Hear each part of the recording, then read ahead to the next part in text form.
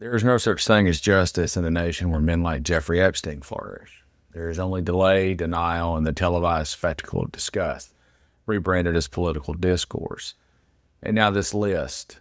It's not a full accounting, not the unredacted truth, but a piece, a gesture, a bone thrown to the starving. Names like currency, reputations reduced to footnotes. And still the system creaks forward unchanged. Because in America, proximity to power doesn't implicate you, it insulates you. Let's be clear about one thing right now. Donald John Trump was not merely acquainted with Jeffrey Epstein. He was a participant in the pageantry. A man so enmeshed in the performance of power that his own words now echo like a confession, rotting in the open air. He said, quote, "He's a lot of fun to be with. It's even said that he likes beautiful women as much as I do, and many of them are on the younger side," end quote. That wasn't 1992 locker room banner. That was a man drawing the curtain back in a world where the age of the girls was just another shrug behind closed doors. The Mar-a-Lago parties, the pageants, the silence. Why did certain House members vote against subpoenas that would have unveiled the full list? Why did Bill Barr, Trump's loyal hatchet man, oversee the Justice Department when Epstein mysteriously wound up dead in a concrete cage with 2 broken neck bones and no working camera? And why, when the subject is brought up, does everyone suddenly forget how to read? Because they are not afraid of what we'll see. They are afraid that we will understand it. That the public will recognize that this list is not a relic of one pervert's little black book, but a blueprint of how the elite protect their own. It was about access. And the truth is, Trump isn't the outlier. He's the embodiment. Clinton's there, Dershowitz, Gates, heads of state, royals, Wall Street aristocrats. So spare me the goddamn sanctimony. Because when it comes to billionaires abusing children, suddenly we're told we must be careful. Suddenly allegations are sacred things. And suddenly everyone grows a conscience about defamation, while the bodies of abused girls pile up behind us like kindling for a revolution that never comes. Because in the end, silence is complicity. And trying to bury the truth is its own confession. Defiance till death. Hey everybody. Today I'm going to talk about something that's a little bit more serious and intense. So if you're driving down the street with a bunch of teenagers in your car, kids, whatever, and you have this on speaker, put this on pause, go back later when you can just put your headphones in and listen to it. I am not one of the 1,000 plus victims of Jeffrey Epstein's network, but I am a survivor of other terrible men, having spent my life since birth in an ultra-right religious community that was extremely toxic and has crazy high abuse rates. And I'm so fed up after listening to the conversations happening around the Epstein survivors that I'm about to snap. Here's the problem that I want to address today. We are a society of victim shamers, victim blamers, and victim silencers. And even those who don't engage in any of those activities aren't truly sympathizing and connecting with victims. And I know this because, again, I was not part of anything that happened with Epstein. But I was part of a toxic system that did its own bad things to young women. And I know what the men think, what they talk about. And I've noticed this in my comment section for years.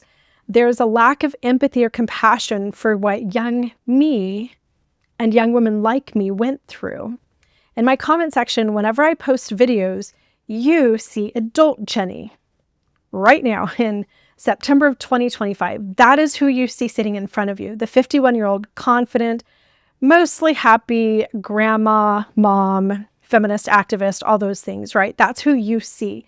People come up in my comment section all the time and ask these questions. Why are you still talking about this? It takes 2 to tango. What did you do? And why don't you just move on with your life, among other things? But here's what people don't understand.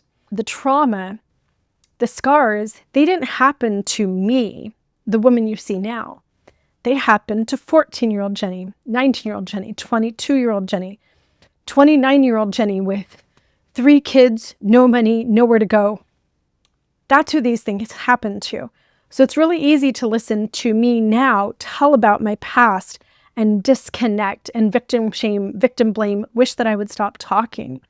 And that's because you're not seeing that 14-year-old girl. This hit me so hard last week watching the press conference where Epstein's victims spoke publicly. I'm not sure that the 3-day mini sabbatical was enough to keep me from crying through this video. I think I need a couple years off for that. The survivors, of course, were grown women too. Beautiful, confident, well-spoken. Some of them just radiated energy from that microphone outside the Capitol. But just like me, none of what happened to them as adults.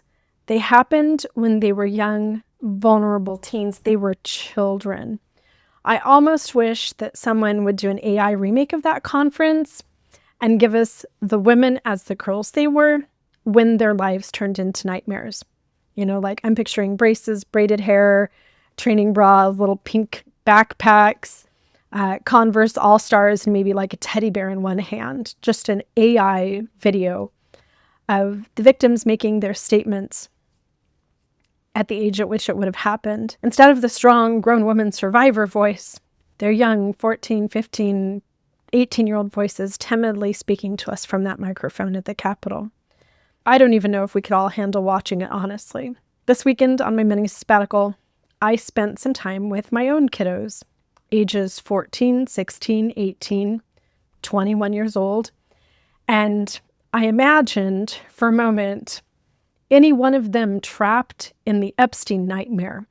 Literally tried to wrap my brain around how any of them would have felt if they had been caught in Epstein's den of depravity. I watched my own teens just grappling with having to pack and lug their suitcase out to the car for a 3-day weekend. I listened to them talk to each other as they discussed their struggles to just keep up with the social groups at high school and their teachers and grades and sports and things as the new school year progresses. I watched them struggle with just toasting a bagel in a bagel maker that some of them have never used before in the hotel room. And again, I tried to picture for just a minute any of them battling the horror of what the men in the Epstein files did to children their ages, and it broke me. I have a big ask of you and of the entire world. This is maybe just pure delusional survivor fantasy. I am begging the world to see things as they really are, to look past the strong, polished women you see on your screens, the survivors. Stop projecting our adult selves and behaviors into what happened and see the children who were caught in these systems of abuse. It's time we have a reality check, and today I'm going to do just that. I'm Jenny Gage, and this is Life Take 2. Hi, everyone. I am Jenny Gage, as always. I know there's a lot of great stuff out there on YouTube. I appreciate you stopping on one of my videos, especially today for this really important conversation. I heard something last week that sent chills down my spine. Ghislaine Maxwell answered questions in an interview recently led by Deputy Attorney General Todd Blanche, who, by the way, if you don't realize these connections, let me connect these two dots for you. Deputy Attorney General Todd Blanche was previously Donald Trump's personal lawyer before being appointed to the Department of Justice under the Trump administration. That's an important little detail. The sessions with Maxwell took place at the end of July in a federal prison setting. Maxwell was granted limited immunity, meaning her testimony couldn't be used against her provided she told the truth. So she has some protections around offering answers to these questions. The Department of Justice released both the transcripts and audio recordings to the interview, with some sensitive information redacted. Maxwell portrayed Trump as a gentleman and denied witnessing any appropriate behavior from him. That was a big part of the transcript that people latched onto. The interview has sparked controversy, especially due to her favorable remarks and her subsequent transfer to a minimum security prison, a move that angered many of Epstein's survivors. So people are talking a lot about these details, but people aren't talking about something that was really jarring in the audio transcript. And this really got me when I heard about it. In the audio, Ghislaine Maxwell laughs a lot. Like she's at a dinner party with friends. She laughs. She's talking about young victims of horrific sex crimes. People that she victimized. She is answering questions around human beings that were caught in this trap. And she's laughing throughout from beginning to end. She's just having a jolly old time. You almost picture her in a linen suit and high heels with a champagne glass in one hand. I'll tell you what, I came from this toxic, Trump-loving alt-right community and was a victim and survivor myself of other terrible men. And I can tell you firsthand, we can all pretend that the Epstein survivors have our sympathy and support, but they don't really. I mean, everyone involved got off scot-free.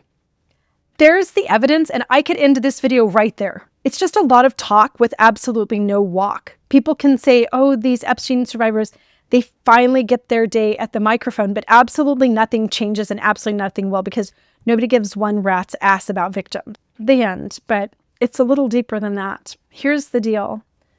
The men in power do not care about these victims at all and actually just want them all to go away so that they can keep doing it to somebody new, and the old people don't tell the new people what's about to happen to them. They don't care about the sorority girls here in my hometown who got roofied over the weekend, or the soccer mom in the newspaper whose husband brutally forced her, then beat her when she resisted. The men in charge literally do not have empathy at all for the victims of sex crimes, period. Why don't they care? Well, they've never been victimized like this, for starters, in part because they have the power, the money, the physical size, and the system in place to protect them. Let me say that again. Men have never been victimized like this. Donald Trump has never been victimized like this. Jeffrey Epstein was never victimized the way that his victims were victimized. 98% of sexual violence is perpetrated by men, most of that towards women. Men do not know at all what this is like. They have no idea. If men were all of a sudden drugged, restrained, abused, if they became the victims of horrifying sex crimes, then guess what would happen? Men would care. Everything would change. Individual behaviors and the laws around these crimes. I once had a conversation with a guy that I was dating about why I background check every guy that I date and why I'm so protective, why I have multiple protective items in my purse, including pepper spray, why I've had some defense training. And I talked to him about rape and how that was constantly a fear whenever I went out with a strange man. He laughed and said, Jenny, I'll be honest, if right now you did that to me, I would not even care. I would enjoy it. We're not going to focus on the fact that he was totally delusional in his response because he hasn't actually been harmed like that. What I want you to think about is the fact that this man, who was like 45 years old at the time, had never been the victim of something like that. And I have multiple instances of victimization going back to childhood. The majority of men have never, will never be the victims of sex crimes. But there's more to it, and I think part of it is this. It feels good to them. They literally cannot imagine that these acts don't feel good to us. My ex-husband, Jake, was an abuser of women, and I'll never forget one conversation we had after I had found out about some of the things that he did, which, yes, I did report to authorities and to everybody that I had in my circle to report to. So we had this conversation where I asked him how he could do that stuff to young women. You know, he told me, they like it. Don't feel sorry for them. They smile. Like they are happy to see me. What Jake didn't want to hear from me or anyone else was the truth, that those smiles were survival.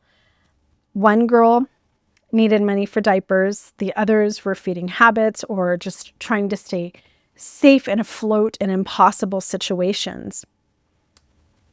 When I pointed that out, literally in the conversation, told him, well, I know that Jesse needed baby diapers and formula, and tried to point out some of the things behind the scenes that made the girls come back for more so that they could get the money that he offered.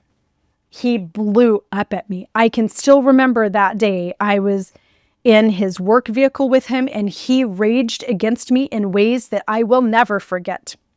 He was so angry that I would even suggest that any of these girls had been victimized. He accused me of trying to paint them as victims.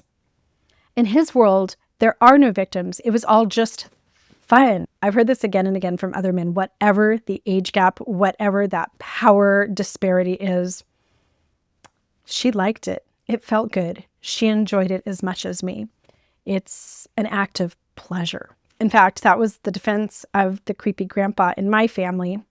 He didn't harm me directly, and he wasn't my grandpa. He was grandpa to some of the cousins, but that was his defense. His defense was they liked it. It felt good.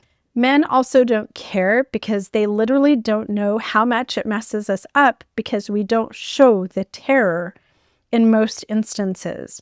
It's a psychological term called fawning. When a human is threatened, we have several different responses: fight, flight, freeze, fawn. With fawning, when you're under threat, we keep a smile on our faces because the system is in place and we are trapped. Porn culture plays a big part in this too because adolescent boys grow up watching pain as pleasure on screen. Even if she's screaming, I'm doing something right. And again, that's something that I've heard from a lot of men that I've interviewed and spoken with. Well, it was confusing because they had smiles on their faces. They acted like they were having fun, just like I was. Again, that is a trauma response. Another trauma response that I think lets these men live with the delusion that they're not really harming somebody is that freeze mode. A lot of women freeze. By the way, I fawn and freeze. That's my trauma response. And it's really sad that I know exactly what my trauma response is in these situations. Freezing to the perpetrator and the outside world can seem like complicity. We are trained only to see actual fighting back as a no. In my church community growing up, I was taught this horrible story about, it was kind of like a role-playing scenario that we actually learned in my young women's class, where a guy climbs in your window at night, Elizabeth Smart style, you know what I mean? And he has a gun and he's there just to take your virtue. And I was taught that even if he had, the classic gun to the head, I was to fight even if it meant dying. It was better to lose my life than to lose my virginity. Why was I taught that? Because the creepy ass pervy alt-right churchmen writing the Sunday School for Girls manual only saw actually fighting off a guy with a gun to the point of death as resistance. Because consent meant nothing to anyone and wasn't even a conversation that we had. There was nothing in our young women's church manual about consent or in the young men's church manual. I was literally taught in childhood that if I went along at all with a stranger with a gun climbing in my window and attacking me, if I went along with him at all, I hadn't done enough. And I think that as we watch the Epstein survivors and hear about their cases, people can tend to disconnect because the girls went back for more. They didn't fight hard enough against the blackmail, the mind control, the direct threats to their families, the power imbalance of knowing that a rich man and presidents and royalty who had connections wanted them to just go along with it. They froze. That's what we do as humans when we're under threat. People who freeze can confuse both the perpetrator and just, people like us who are observing and make us fail to empathize. Another factor is ownership and accountability society, which plays into all of this. The phrase, "it takes two to tango," drives me absolutely crazy. And I get this on my page all the time whenever I talk about domestic violence. Well, it takes two to tango. When I went to my church leaders and told them that Jake was going to come home from a road trip and kill me, they literally said the words, "You have a part in where your marriage is too, Sister Jenny." My Mormon bishop told me, "Sister Jenny, if you want to prevent this horrible tragedy from happening, then go home, send your husband some loving notes, take a sweet smiling selfie of your face." He didn't tell me to send like an undressed photo or anything like that, just a sweet smiling selfie of your face and see what you can do to turn this around. Everything was put on me to stop a potential life-threatening tragedy. We put everything on the victim, and not just the perpetrators, the people around them, their friends, their family, the police, society in general.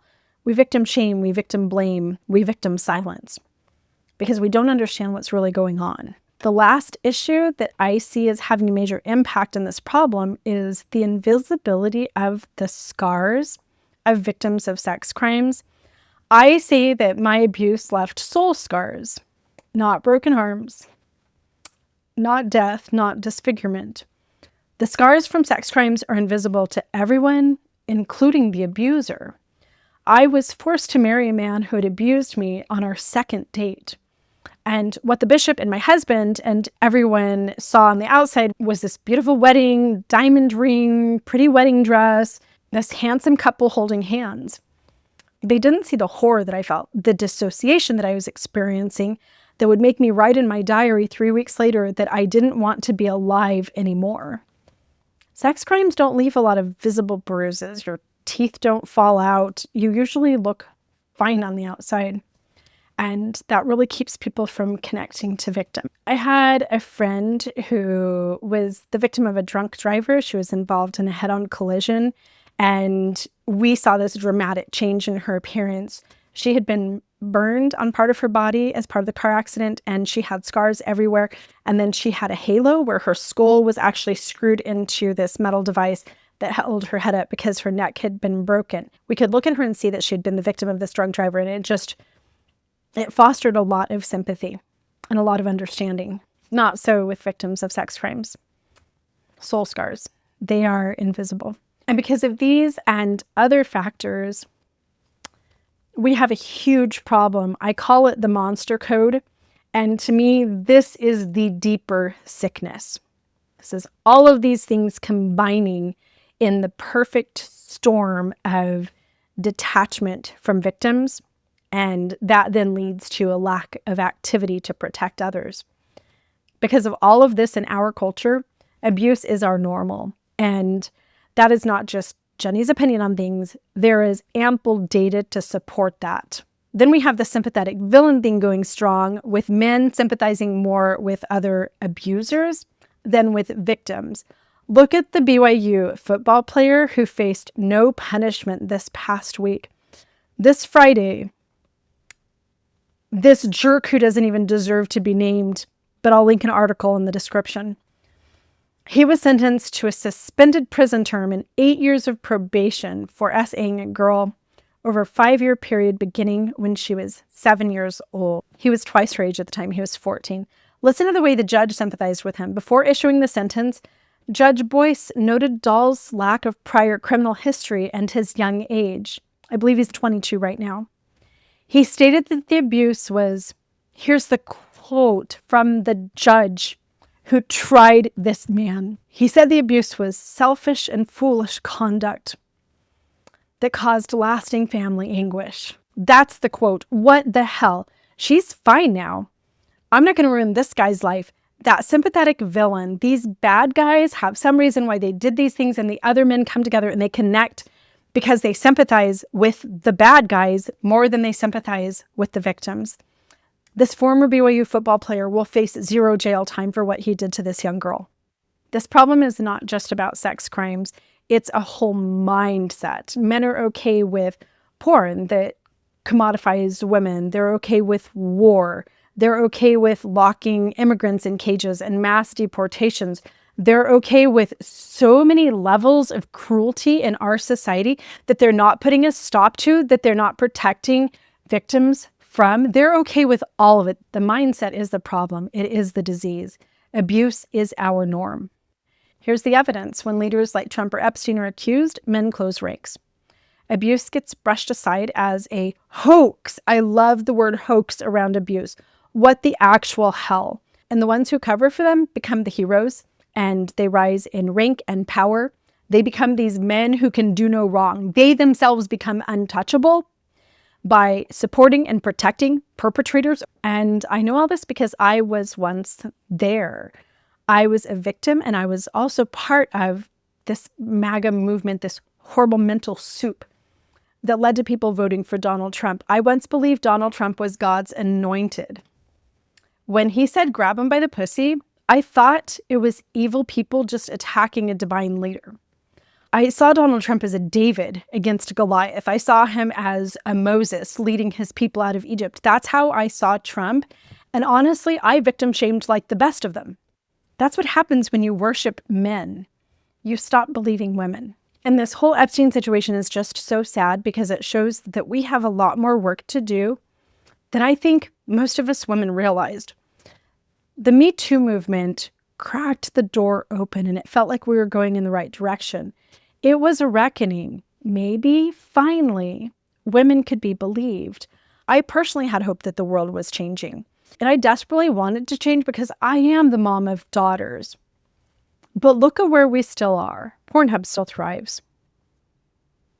Childhood essay still thrives in America. Epstein's files remain sealed. Leaders are excused, protected, even celebrated, while victims are told to smile and move on, and we all feel like they are fine. And society still whispers, they liked it. They wanted it. It wasn't that bad. But it was, and it is. The truth is hard. These powerful, disgusting men are monsters, and cruelty is their default. And that cruelty doesn't just stay in bedrooms. It shows up in wars and politics and deportation policies, in every system built for men by men, which is why it's so important to know the personal history of the men that we are putting into these powerful positions. And in every instance of these powerful men harming others, the victims are not believed and not protected. We cannot keep normalizing any of this. We cannot keep excusing it. And we cannot keep ignoring the children behind the women you see today. Because those girls, the 14, 16, 18, 19, 22-year-olds, were pitted against kings and presidents and billionaires. Their lives were destroyed. And men still say they liked it. While Ghislaine Maxwell giggles in her cell like she's talking about this all over a glass of champagne at an evening cocktail party. The next time you see a survivor of childhood abuse speaking, whether it's me, whether it's the women from Epstein's case, don't just see the confident adult in front of the camera. See the child behind her, the child that still lives within. See the girl who should have been protected.